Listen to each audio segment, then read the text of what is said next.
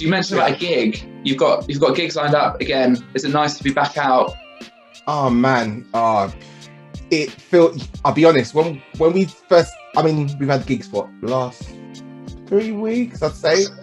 And so stepping back into it first time was just like, how do you do this again? Oh yeah, you got to get there at this time. Oh, you have to. You got in-ears. Got to bring in-ears. Yes. You forget everything. It's like, and then it all comes back, that muscle memory. It's like, oh yeah, this is what you do. This is what you've always been doing. Get back on it.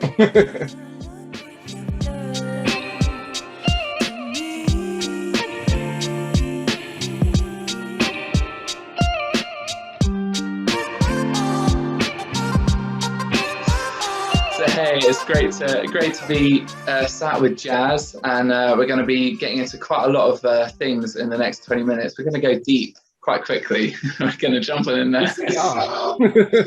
And I've got my coffee here because I always like a good coffee with me as we chat. I'm always like one of those big fans of just always having a drink to hand. But I see you seem to be in some sort of home recording studio, am I correct? I've got a little studio set up at home. I've got a big gig this week, so I'm using my little nebulizer. I've got my water. So nice. I have my 2 cups of coffee already. You've done your coffee for the day. I am wired. There's you buzzing already. So you mentioned about a gig. You've got gigs lined up again. Is it nice to be back out? Oh man, it felt. I'll be honest. When we first, I mean, we've had gigs for the last 3 weeks, I'd say. And so stepping back into it first time was just like, how do you do this again? Oh yeah, you got to get there at this time. Oh, you have to. You got in-ears. You got to bring in-ears. Yes. You forget everything. It's like, and then it all comes back, that muscle memory. It's like, oh yeah, this is what you do. This is what you've always been doing. Get back on it. Oh, that's really nice. Oh, and I love to hear that the gigs are back up again and we're getting live music again. Yeah. And for me, in some of the contexts we're in, just really nice for some of the things we do with church, just to have singing again and have people singing again. It's like, oh, come on, we've missed this. We missed the opportunity just to sing and just to, I guess it's one of the things that unifies people, really, isn't it?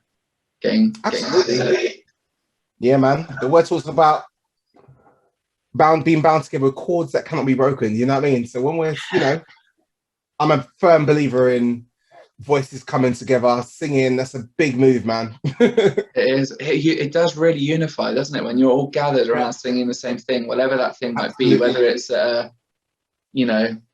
whatever gig it might be, whether it's a Sunday morning at church, whether it's at the, a Justin Bieber concert, whatever it might be. Yeah. All unified.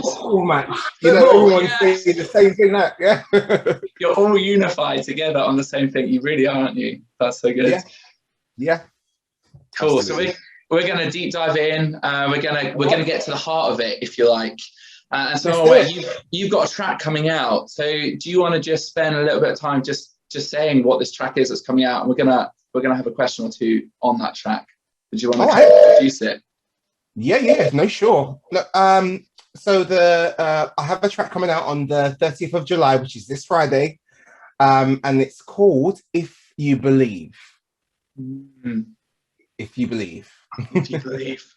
So I've had the privilege of getting to listen to it actually quite a few times. I've just had it on repeat. I've just really been loving it. And I love your lyric video. It's just really great inspiration for it. What was the inspiration behind that video? Honestly, I had no idea what I was going to do for a video. The truth be told, this song is about, let me get this right, I would say maybe 11 years old. Wow. I know, it's about 11 years old. I wrote it before I did The Voice. And if I'm being real, I wrote it at a time where my life was in pieces. Mm-hmm. And I'm someone that when I write songs, I try to just be honest. And I feel like most songs that I write, I just try to be as honest as possible. Do you know what I mean? Otherwise, it's just that I don't connect with it. Yeah. So I literally had to write myself a song to sing to myself. And I had been singing it all these years. And it's, when it's like a little baby that you've had for years that you haven't had the chance to release, but now it's coming out, and I'm just like, yes. Bring it on. Yeah, Amazing. the video inspiration. I can't take full credits. The videographer's name's Kieran. Kieran King 97 on Instagram. He was he's incredible, and he was able to take my vision and work with, you know, what through the realms of COVID and, you know, the lockdown, and being able to do specific things and stuff and come up with something genius. And I can now say, I mean, my son wasn't born, you know, 11 years ago. My son's 9, and my son's features all over it. And that's, I mean, I won't say bucket list, but it is a dream for me it was always a dream for me to have my children involved in my music in some sort of way and stuff. So yeah. That's just amazing. It is, and it's a really beautiful song. I'm looking forward to people getting the opportunity to listen to it. And I know I said to you earlier, but there was this one line in If You Believe that really struck me, and that was I'm going to be all that I've ever dreamed. And I was just like, wow, okay. And I think given COVID, that says something quite different for a lot of people at the moment, where for a lot of people maybe dreams have been put on pause or on hold, or haven't been able to happen. What inspired that particular line, I'm going to be all that I've ever dreamed? I think so when I wrote, although the song is 11 years old, the most recent part of the song was that second verse, actually, that you've mentioned. Okay. And yeah, it was, the song's got quite a bit of history, actually. So 11 years ago when I wrote it, about 4 years in, it was started, there were some schools that were singing it. So I kind of wrote the verse with schools and young people in mind, and you know, just wanting to just be anything you can be. There's nothing you can't do. Do you know what I'm saying? And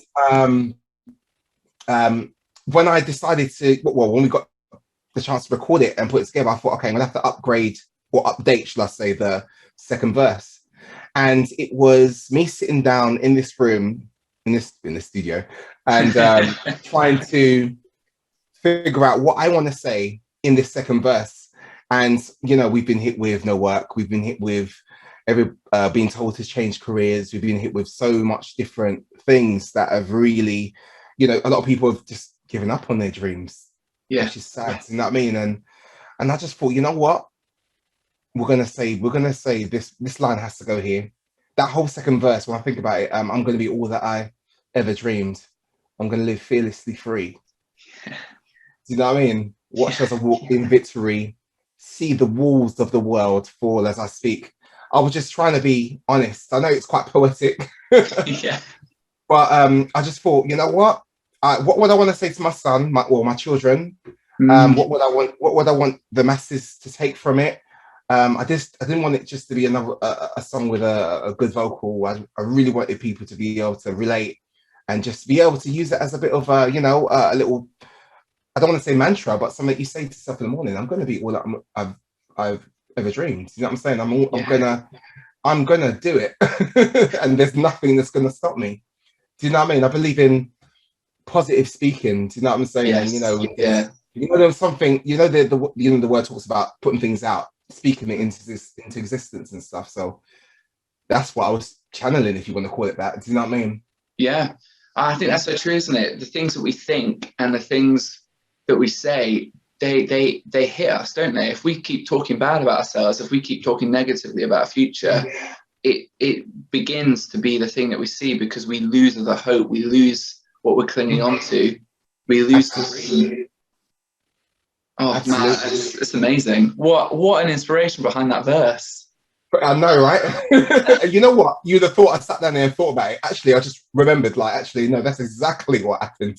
Yeah. It's exactly what happened. I just thought, and you know what? Again, the song was a little bit selfish when I wrote it as well, because I was not immune from what happened to us, you know, the last 18 months. I'm not immune from going through the maddest times in life. Man, I could have some stories to tell, but I just wanted to have a song where I could just no, I'm going to do that. I'm going to live.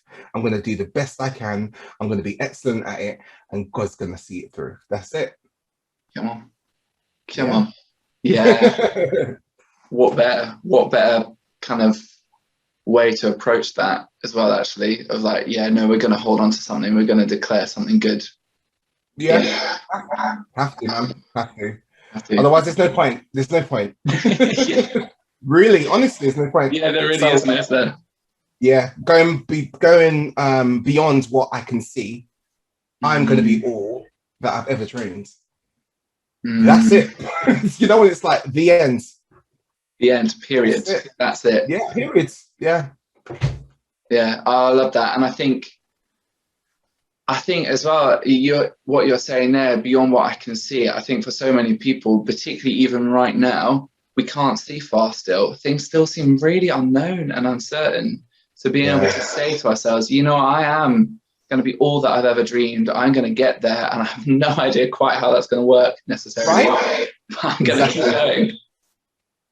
Going to keep going. We have to. We've got, when we are, it doesn't matter, even if you're not a creative, you're somebody that has a dream. And despite what things might have happened to derail it, COVID, whatever's gone on, it's in our hands to say, no, I'm going to pick that back up. I don't care if I wobble with it. This is what's going to happen. I'm saying it. And I'd like to think that the people that are big stars and successful careers in music and stuff, they would have all said the same thing. I don't believe anybody had a little hop, skip and jump into their situation that they're in right now. I believe that, you know, everybody's got a little testimony. Everybody went through something. Do you know what I mean? And why do I think that I shouldn't go for it? Do you know what I mean? It's like a right a little bit. And you know what it does as well? It makes the fruit that much tastier. It sure does. You know what I mean? Yeah. That's what I think, anyway. It sure does. Come on. I love that. I love that. So you also just mentioned there about the voice. Mentioned there. Do you want to tell people a little bit about that journey, that story, for anyone that might not know it? Okay, yeah, for real. Let's not assume that everybody knows. So, the first season of The Voice UK, I was a contestant. Funny enough, by accident. By accident? It was the strangest thing. My wife is a singer as well, and she is with an agency. I believe the agency is called Sense of Sound, I believe they're called. And the Voice did scouted auditions, and I think I just ended up going along with her. I think it was going out after whatever, and I thought, oh, let me have a go. And I guess that's what happened. So I got to the semi-finals. I was number 40. I actually was, for those of you that did watch it, I actually was number 40 to get picked. That wasn't staged or anything. I know there's a few people that's like, was it really like that, or did they kind of plan it? Funny enough, it actually, honestly and truthfully, was. I was the last one to get picks, and it's been life-changing. I've been full-time in music since. I haven't stopped working since maybe COVID, and now I'm back in it. I'm back in it, and I know, right? Touch and go there it was. Let's keep it real. That was my journey on The Voice UK. So The Voice UK Series 1 is the only series I actually watched. Oh, okay. So I saw you, I watched you, and I remember that because it is the only one I watched. And you had an amazing journey on it. Thank you. And I think it's just the inspiring, just the story of that, and I had no idea it was by accident even. So it was just incredible how things lined up, if you like. Coincidences, God incidences, just the way it lined up for you to be there in that moment, to be number 40, the last one picked, is incredible. The killer is, if I'm being honest with you, you go through a couple of stages before you get to do the bit that you see, which is the blind auditions. And The Voice I don't know if they still do it. They filmed that over a number of days. I think it's 4 days, if I remember correctly. And what they normally do is they pick production team, they will pick the ones that they think, oh my God, you know, they kind of pick the ones that they want to go definitely get through on the first date. Because, you know, they can only pick, I think it's 10 people they can only pick each. Yeah. So I got really sick. I was actually due to audition, well, to do the blind audition on the first date. They put me on the first date, but I got really sick, ended up in the hospital. My chest, I have, I don't want to speak deaf, but I'm someone that has dealt with severe asthma. I'm not going to say I have it. I'm not having that. No. Yeah. So unfortunately for me, my chest was just on a madness. So I was in hospital for a couple of days, and with the way that the BBC work, they wouldn't, they don't allow you to go straight back. You know, like, so for example, if it was over 4 days, I was on the first day, I had to have 2 days out and then go in on the last day. So that's the reason. That was mainly the reason why I was number 40, which is crazy. I believe that's how the king wanted it. I call him the king. That's how I refer to God, the king. Yes, I love that. Yes, so, and I'm into that. Yeah, so even crazier story there. Whoa. So it was, if I'm being honest, it was very touch and go, that blind audition, because I was just like, my voice doesn't do what it needs to do. I'm going to embarrass myself. What am I going to do? Blah, blah, blah. And if I'm being honest, I remember getting to that point where I said, oh Lord, you've brought me this far. If I'm not to be here, and I've done this in all self and, you know, all self-righteousness and all glory for me and stuff, then make me have the most embarrassing audition ever. And I honestly said that, hand on my heart, because I got so sick of stressing about it. I wasn't sleeping, and then I guess I had a really good audition. So yeah, so really, honestly, I have to give all glory to God. Honestly, not to preach or anything, but I believe that was supposed to happen the way it did. So yeah. And you now have an incredible story. yeah. I always like to tell people, because I think people generally think it's like a little bit of a walk on the beach, or walk in the park, shall I say? Yeah.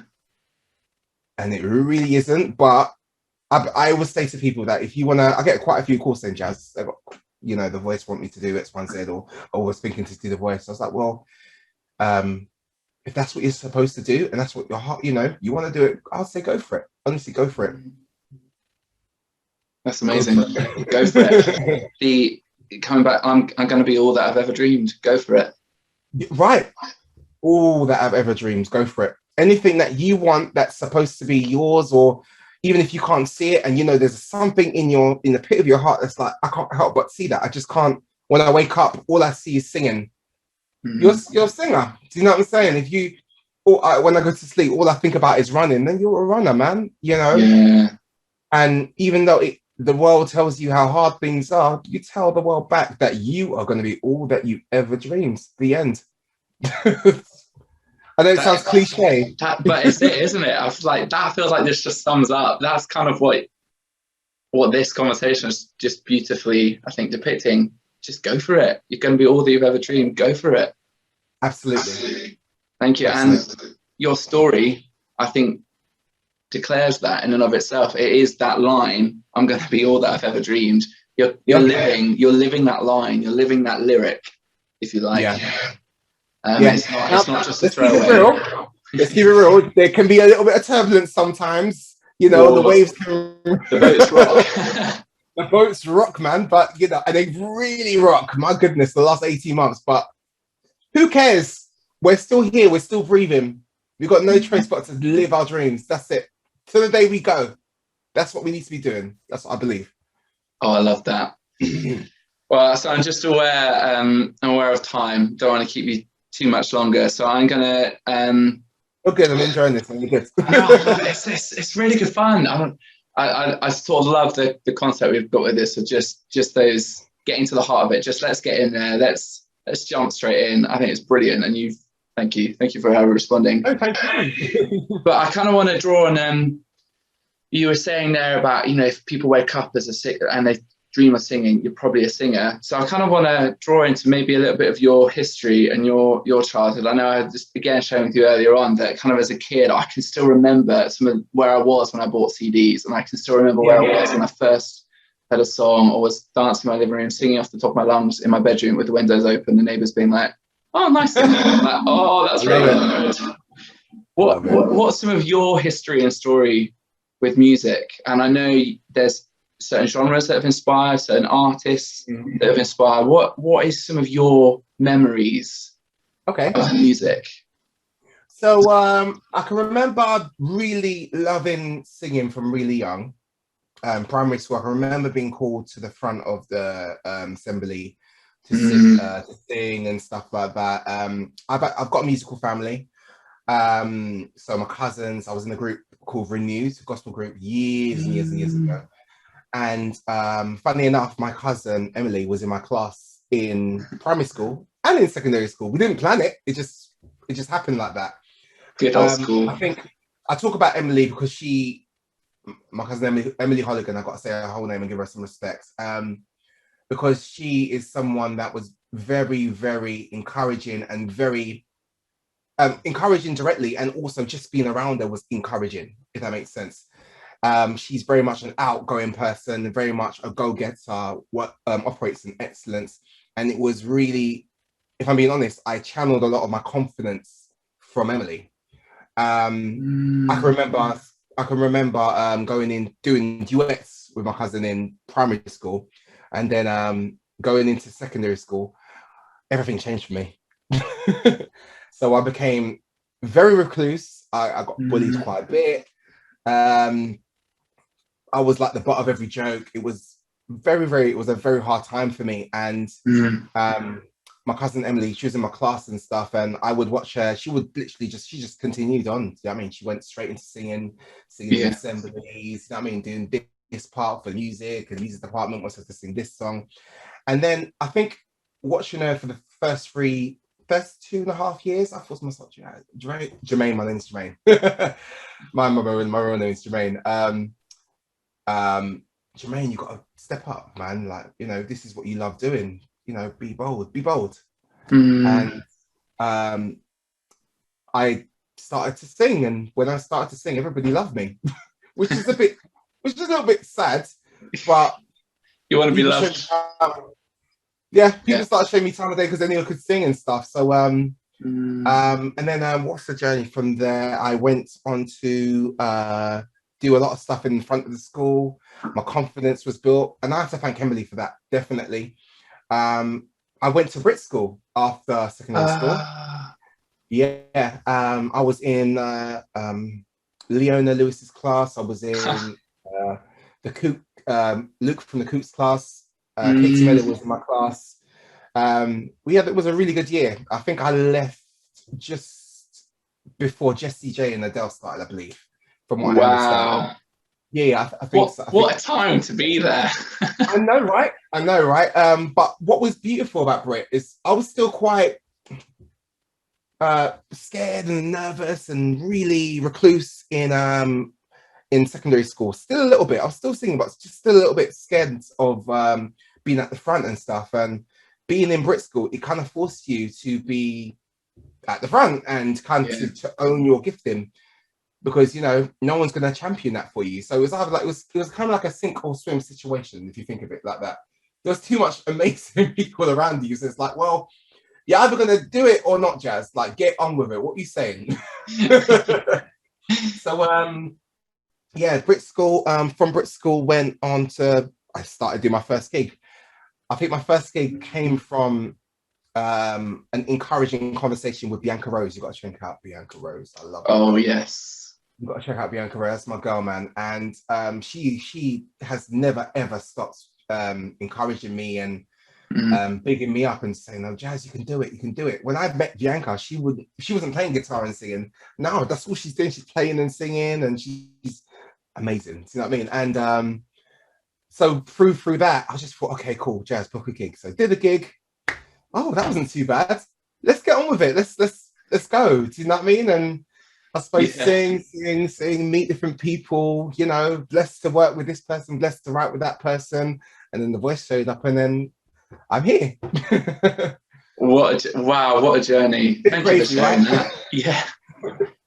So I want to finish. Well, I think there's something, isn't there, about how music weaves in your whole story, really, doesn't it? From the get-go. It sounds like being in that musical family that have encouraged you, your cousin Emily, just keep going, friends that came around you, people that came around you, just keep going. That dream, just keep going after that dream. And so I kind of want to finish this time with maybe a really difficult question to hone in on one. But if you could just literally pick one song that has had such an impact in your life, that has just really spoken to you, carried you, the tone of it, it inspired you, whatever it might be, what song would you pick and why? Man, goodness. A song that inspired me to keep going. Oh, I like that. Yeah. Gosh, there's so many. I mean, I suppose I can pull this song because it's the first song that just came to my head, and it wasn't like directly saying like the same, you know, lyrical content as like If You Believe or anything, but I remember listening to Lauryn Hill a lot in particular. And this, I think this is before the Miseducation of Lauryn Hill album. You know, she was on Sister Act 2, and she sang that duet with, I think her name's Tanya. Tanya. It's basically His Eyes on the Sparrow.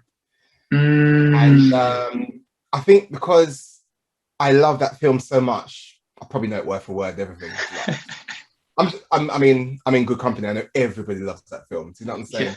And how encouraging that storyline was. The fact that Lauren is insane, Lord of Mercy, like incredible vocalist, and the fact that you're singing a worship song as well. Do you know what I mean? Is it a hymn? I don't know. It's just a gospel. Yeah. Is it a hymn? I'm just trying to think now. Actually, is it? That'll be some research after this. Right, yeah. Go and find it. Is it him? But the way that she would sing it, it kind of resonated with my heart and kind of made me feel like, you know what? Watching her story on the film, actually, no, you really can do it if you want to do it. If that's what you want to do, just do it. Do you know what I mean? With what you in the film, you see Whoopi Goldberg saying to her, like, you know, in fact, I think I've actually used the line from the film in this interview. If you wake up and singing, then you're a singer. So I think that's what Whoopi says to her. Good old Whoopi Goldberg, yes. I love Whoopi. Do you know what I mean? So bringing that back to the song, I think I married that in my head, and that song was just like, I'm gonna just do what I love doing, and no matter how hard it is, there's gonna be people that can do it better than you. Don't watch that. Do you know what I mean? You just do what you do and love what you do. Do you know what I'm saying? And do it to the best that you can do it. Do you know what I mean? I think there's a lot of hang-ups in life where a lot of us will stop doing something because, as far as we're concerned, the world has not deemed that what you do, your version of what you're doing, that everyone's doing, isn't good enough. Yeah. And I'm gonna say firebun to that. Like forget that. I don't care how good I don't care what you measure yourself up to be. Let's stop the measurements and just do and just live and just fly. And I think that's what I got from that song, and you know, that whole Sister Act. And you know what I mean? I'm someone that's I'm a 4th generation choir director. I found that out like a few years ago. I didn't know that. Wow. Yeah. What heritage? I know. This is on my mum's side now. My cousins that I referred to earlier, they're from my dad's side. So my mum is a choir director. Her mum's a choir director. And her dad's, my grandma's dad was a choir director. So it's just it's all music. I had no choice really. I didn't get a say in the matter. This was going to be the route. So like, you know, just doing vocal stuff and choir directing and all that stuff, it's something that I love doing, and I love to teach. And so I started teaching and stuff. So I've kind of just there's not been a clear map. I've just kind of just been like, you know what? Oh my God, that's presented. Let me do that. Oh, that's presented. Let me do that now. That's presented. Let me do that. And I've kind of just gone with, it's almost like walking into the unknown, hand in hand with the king. Because if you're doing it hand in hand with the king, you ain't gonna fail. That's it. It doesn't matter what the world says. That's it. Once the king's giving you something, it's yours and yours alone. Favor is not fair. It just is. Yes. Oh, what a way to finish. Thank you. Yes. You got straight to the heart of it. That's it. If you do it hand in hand with the king, what more? What more? That's it. That's it. There's been too much times where it's been proven that the king's just come through all the time, every time. And I've been nervous or I've not been sure. And I've just like, as long as I'm walking hand in hand with him, I don't care what anybody has to say. That's it. Yes. Oh, well, thank you, Jaz. Thank you for spending, I don't know how long it was together, but we spent some really nice time together. Thank you for spending this time with me. It's gone far too quickly, far too quickly. So for anyone that's listening, do remember that it's Friday the 30th, this Friday. Jaz's new track, If You Believe, is out. Yeah. Go listen to it, stream it, download it, buy it, all those things. Make sure you go and give the song some love because it's worth it. It's such an inspirational, beautiful track. Thank you for putting it out there, putting some of yourself out there. Can I just say, I want to thank Alex Montague. Alex Montague. Get his name wrong, right? He's the one I wrote the song with all those years ago. And we got the song together through lockdown last year. And, you know, it's been a beautiful situation. And I've got a choir on it as well. I've never had a choir on any of my songs. And it was a labor of love all around. And I just hope that everybody that hears it, sees the video, can receive it. I'm in love with it. I'm in love with the fact that my son's on it. Yeah. We're just holding, you know, lyrics of the song around London. It was nothing more than that. Me and my little boy holding lyrics of the song around London. So I hope people love it, fall in love with it as much as I have. I think it's an easy song to fall in love with. So I do hope that people do. I hope it's shown the love that it deserves. Thank you. Thank you. Bless you, Jaz. Thank you for joining us. Thank you for having me, Jack. Thank you so much. Thank you.